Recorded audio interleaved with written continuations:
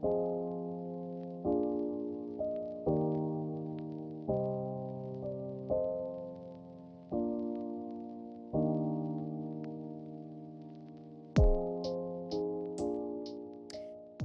listeners. Thank you so much for tuning in with us one more time. I am your host, Anna Venegas, and here I am with the training director, Dawn, and recruiting and sponsor director, Aries, of the North Texas Roller Derby. Thank you so much for joining us, guys. It's a pleasure to have you. Happy to be Thanks here. for having us. So let's talk roller derby. I'm very unknowledgeable about the subject, so let's start there. Sure. So, at its base, roller derby is a contact sport played on skates where the main goal is to score points. And there's no other equipment other than your own physical body and all of the protective gear you have on you. Mhm. And you have one person who kind of laps everyone else, and the other people who are on the track at the time are playing a mix of offense and defense. So, it's just kind of this really fast paced sometimes, and sometimes it's not. Just constant cycles of people going around, hitting each other, using a whole bunch of strategy, trying to make things work when they don't know what the other team's doing. Ooh, I think I'd cry. Um, so how long and how did you guys get into it? I've been playing roller derby since 2018, January of 2018. A lot of us actually remember the exact day that we started playing because it's our derbyversary. Mine's January 11th of 2018. And I started out not knowing how to skate at all. I mean, from the very beginning.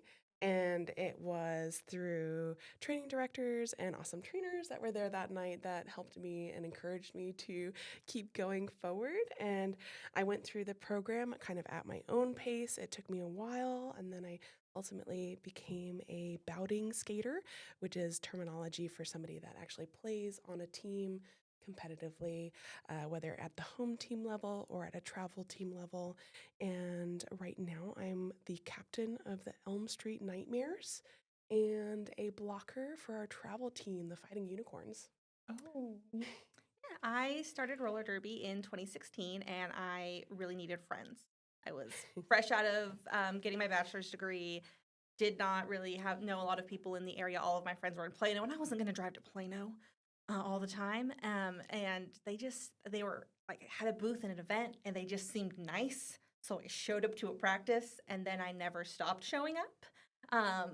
Similar, to Aries, just went through our training program at my own pace. Took me about a year.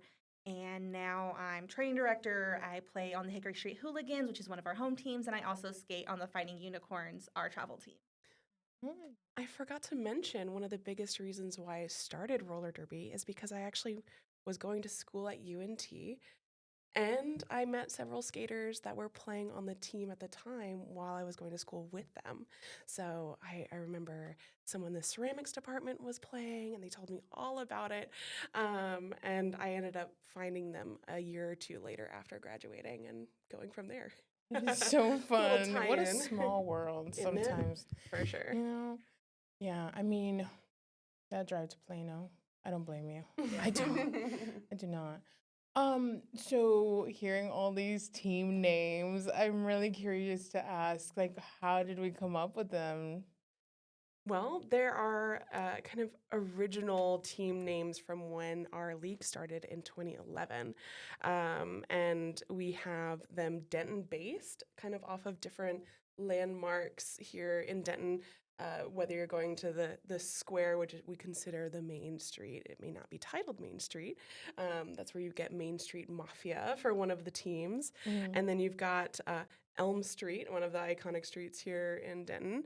Elm Street Nightmares, tie in with a little kind of scary theme there. And then you've got your Hickory Street Hooligans, obviously Hickory Street, and kind of tying it together and trying to keep it community based. That's cool. That's cool. Do we have a lot of Our horror travel movies? teams have kind of a different origin story. True. So our two travel teams, our A team is the Fighting Unicorns, and our B team is the Battling Mermaids. And those came from the very first bout that North Texas Roller Derby ever hosted back in late 2011, early 2012. Those were what they chose the two names of the teams to be. So those became our travel team names for competitive games. Yeah. And our mermaids are currently inactive right now, but we hope to get some more skaters and get more people on the track and eventually open that up again. So tell me how these teams look like, in the sense of amount and just how many people are required to create these teams. So, on the competitive level, a charter for a league can have up to 20 skaters on it. Then, for a game, you submit a roster, which has 17 of those skaters, 15 of which will be playing in that game, 2 of which are marked as alternates. Then you go to the bout, and if you need to make changes, you'll make changes with the NSOs or non-skating officials. But it's 20 in a charter, 15 on a sitting on the bench for that game, and then 2 alternates. For home teams, it's a little different. Right now, our home teams are kind of small. I think we have about 9 to 10 people per home team, so everyone's playing every single home team game. But should we, grow massively and we're up to like 20 people per home team, that's when we would consider, adding another team or something like that. So it really just depends on the team right now and the size. I think our A team right now has 17. There's 17 unicorns right now. And then again, our home teams have about 9, 10 skaters each. And just to add, when it comes to actual gameplay on the track, of those 15 rostered skaters on the bench, only 5 can be in gameplay at a time per team. So that means only 10 skaters are on the track battling it out. What's your favorite part about being in roller derby? I love the community most. Of course, I love to play, and I love feeling kind of like I have some superpowers, especially when a hit goes right, that kind of thing. But I think my favorite part is that I have a lot of really good friends that I know I could call in on at any moment, and they would all show up for me. It's the community. Like I said, I came because I needed friends, and now I have friends. And yeah, we like to meet up twice to 3 times a week and hit each other. But also, we have days where one time I hosted a retreat for our newer skaters, and we went and tie-dyed in the park. Like, it's the community that really keeps me here. What's funny is that literally last night I had a dream about her, seeing how often we hang out and things like that. Literally her just showing me how to pick out makeup at the store. As simple as that. So it can be very wholesome. Yeah, that's always good. I'm glad that you guys found like a community who supports each other, because you always need a lot of that. Absolutely. Yeah. For sure. When we have open houses and we get a lot of skaters that have never skated before or were only there for a birthday party kind of thing, we really try to remind everybody that derby can be for everybody, depending on where and what they want to do in derby. So we're a women's non-binary and transgender women skating nonprofit organization, and there's really placements for everybody, whether you're on skates or not, because we have non-skating officials who are literally the lifeblood of our game and make the whole thing run. They track our stats, report to WFDDA, and keep us really sanctioned and in order. They're kind of our organizational wizards. Love it. And then we also have our skating officials who don't want to be hit or, can't necessarily be rostered, but they can really get involved that way too. Oh yeah. I would definitely unskate.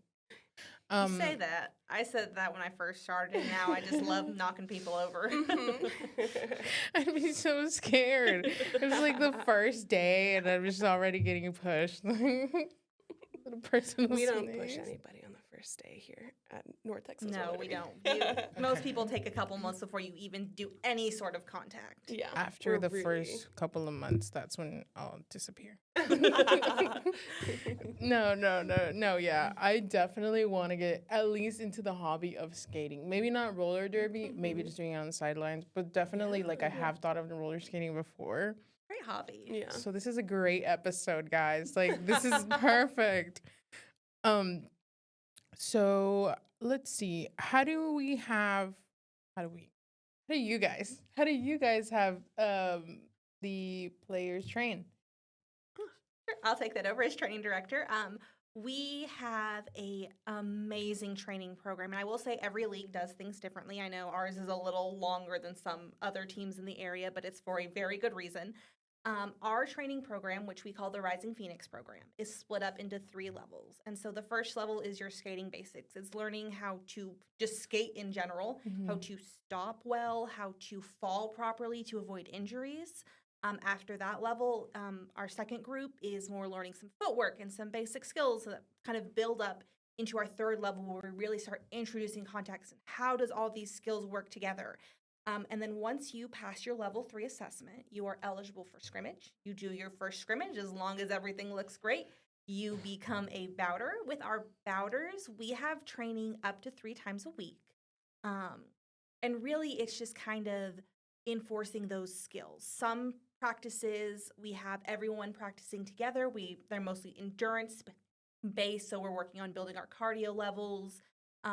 Some practices are very contact focused, like we're working on how to do good offense or we're working on how to do good hits. And then some practices are focused on footwork and being able to continually build on our skills constantly. It is very much we want to build our skills constantly.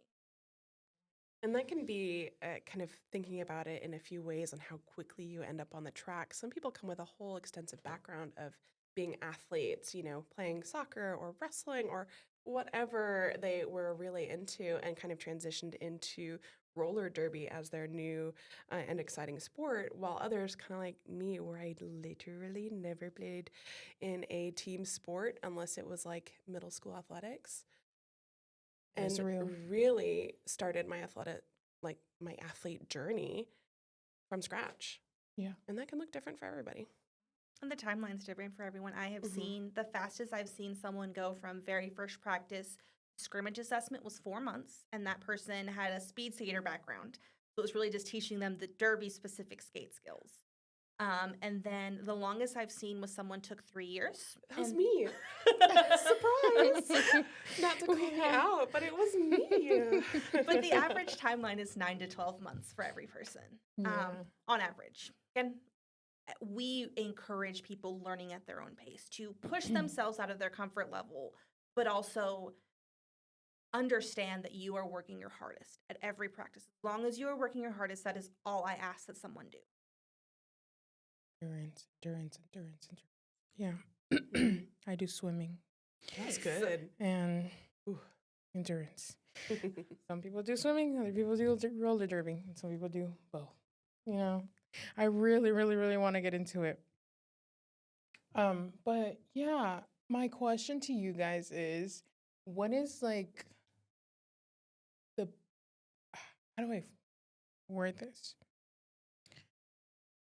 The biggest injuries y'all have gotten while playing? I personally, my injuries have been maybe like my knee goes, ouch. Why is it making that noise? But it's nothing extensive. Okay. But concussions are very common. I mean, you fall over, you bonk your head. Okay. You want to do a concussion-based protocol. But injuries can really range. Okay. I mean, with any contact sport, really. Yeah. Again, knocking on wood I right know. here. I've been Mhm. very fortunate. I have never broken a bone. Okay. I've gotten a bone bruise on my knee one time, and that was fun. Bones Yeah. can bruise. Tailbones. Oh my gosh. And I do Ooh. have context. Before I did roller derby, I was a ballerina, and I did that for 18 years. That's So I already had messed cool. up joints. But roller derby exasperated that in one of my ankles. So I do have an ankle that I've been diagnosed with chronic ligament damage. So I have to wear a brace on that or I Okay. cannot skate. But I mean, people break bones. Mostly ankle related breaks, but I have Yeah. seen someone break a clavicle, Oh, that was fun. seen someone break a finger. Yeah. Tears in your ACL, MCLs in your knees. Those are pretty common as well. Mhm. So lots of leg injuries, but they don't happen that often. Like my team, Shock. my league, really emphasizes safety Okay. and making sure when you do a skill, you have been prepared to do that skill. you see a lot of leagues who potentially have a lot of injuries is because they've put people in situations that they're not ready for. And we never want that to happen. Right. And I would say also, like, if you were to ask any, football team or soccer team, very similar injuries happen. We're wearing a lot of the same equipment and doing a lot of the same activities. And one thing that I think, kind of going back to community, is that we do try to take care of our skaters when they are injured. Absolutely. We are not dropping them off. It's not like they disappeared because they're not on the track right now. Mhm. It's no, do you need somebody to come walk your dog because you can't make it down the stairs at your apartment right now? Do you need a meal train because you don't have the energy to go to the grocery store? Community. Exactly. And that's what our hospitality team under our finance director is all about. And all of us really, I mean, Yeah. when we see our friends that we see all the time Yeah. get injured, that's on an emotional level because they're going to be struggling with that for a while, especially if they have a long recovery. You're going to see that on the track when they come back. Are they feeling scared to come back? There's so much that can be, Do they come back? a lot of them do. Absolutely. Yeah. Yeah. I would Most do. say And I that's would when you know say they're doing it actually, right. 75%, Yeah. if not more. The people who usually don't come back, it's because the injury caused some kind of permanent Like, I know a couple people who did break their ankle, and the way it broke and the way it healed, they lost a lot of flexibility in that Mhm. ankle. Like, they can still walk, they can still hike, but skating isn't necessarily a thing they can do anymore, at least not the kind of skating that we do and the flexibility they need. I've seen that happen twice. But I've been doing this for almost a decade.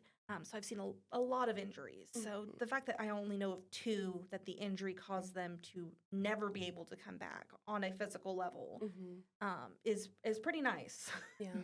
And we often have people that'll, go for a while. And I know this is an injury. It's not an injury, but having a kid as well, going and having a kid mid-season or during the year. And that's just life. We Mhm. call that the quote unquote 9-month injury. But they do end up coming back, and we try to Yeah. support them in however they need, whatever That's that so return looks fun. like. And then we got, Derby kids coming up too. So, where can we reach you guys? Absolutely. So we are on Facebook, Instagram, TikTok. Is there anything else I'm missing? Those are the big three. And our website as And well. our website, all North Texas Roller Derby. Mm-hmm. And just look for the unicorn symbol because Okay. 18s are fighting unicorn. That's our league symbol. And that's us. I am currently pulling up our schedule. Mhm. Because I'd love to tell y'all when the next open house is as well. It should be the second week of May because assessments are at the end of April. Mhm. You can edit this out. You can add Oh, it to yeah. the bloopers. Our next open house is May 12th Thank you. at 7:30 p.m., though we do encourage you to show up around 7 so we can get you all geared up. Nice. Okay. There you go. There you got it. I can't express enough how much I am thankful for this brand new information. I have been open to a brand new community. Thank you so much for joining us today. Yeah, absolutely. This was a great second episode to season 12, I will say. This was amazing. So guys, please check them out. Don't forget to tune in for the next episode. You know what? Remember, at UNT, we mean green. That's right. That's a wrap. That's right. Good call.